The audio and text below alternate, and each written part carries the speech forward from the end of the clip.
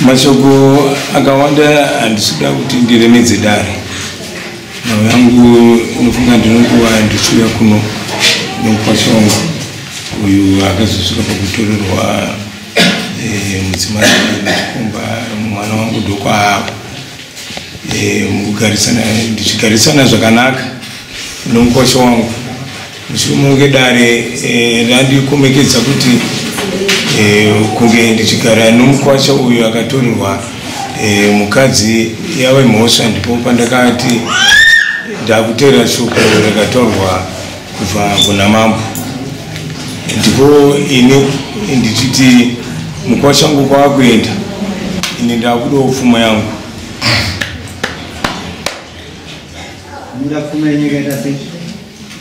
Mukosha wangu kubvira akatora mwana wangu ane muzukuru wangu nemwana wangu ane 2 years, hapana kana chakabviswa. Pane mwana 1 hapana kana chakabviswa.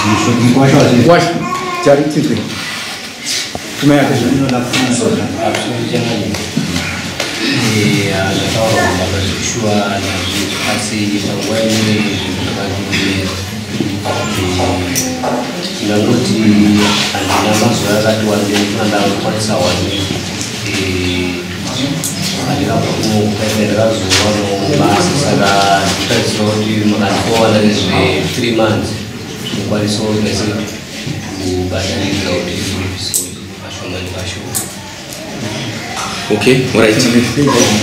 Akaenda zintu watongana nazo baadaye. Akaenda Bamusubirira ndi kutoa data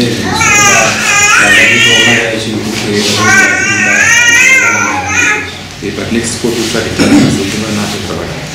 Right, umwana wani unobisa mbechi mayo dange masungiro mu betri basundwa ni mara 1600 bonus sign